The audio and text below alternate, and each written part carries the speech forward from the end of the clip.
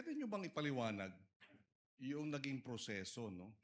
Dahil base sa testimonya ni Acosta, ni Ginang Acosta at sa inyo, yung testimonya nyo, from December 2022 to September 2023, a total of 122 million pesos in cash was distributed to perhaps hundreds of informants after doing surveillance work, was given rewards, and they purchased medicines. Tama po? Based on the information that was shared to me by the security officer, That's sir. correct. Uh, Yun yung nangyari. Based on the information, sir. Bakit gamot? Would you know? Sir, I would not know, sir, but although based on the information that was shared to me by the security officer, those were parang yun po yung representation or yun daw po yung inilapit ng mga informants or agents that they needed at the time. Bilang reward. Yes, as a Pero form pera of- ang binigay, sabi ninyo, no? Yes, sir. Pero Based- hindi nyo alam kung talagang gamot ang binili.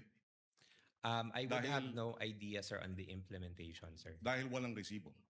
Acknowledgement receipt meron. Acknowledgement receipt, sir. You were head of the BAC, no? Bids and Awards.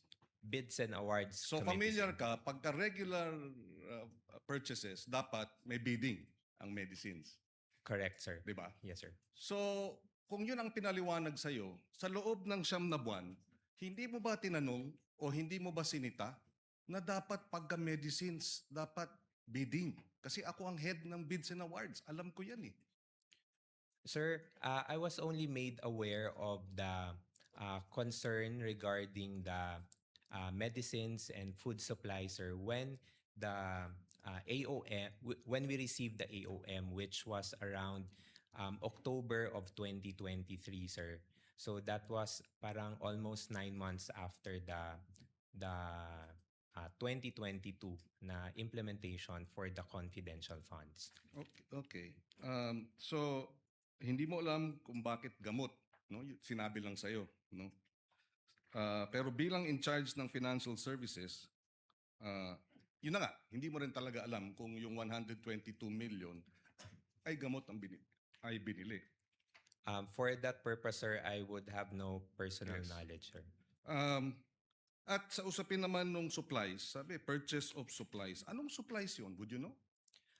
I do not know of, I'm not familiar, sir, kung ano po yung mga supplies na So ni-request. hindi mo po, rin sir. alam na yung 112 million pesos worth of goods. Anong goods yun? Again, sir, I would have no personal knowledge, sir, on the specifics of the supplies, sir. You know, you have 2 master's degrees. You're a graduate of Ateneo. Would you consider this usual? As far as sa I mean, now that you know, di ba sabi nga nila, hindsight, 2020. Vision is always 2020 in hindsight. So ganitong para sa surveillance, binigyan ng gamot na 122 million, yung mga informant, sila na lang daw ang bibili ng gamot. Is this usual? In terms of using government funds? And you being a BAC head? Based on my understanding po, sir, at saka sa pagkakaintindi ko po, sir, it went through the process that is allowable by law. So it's usual for you.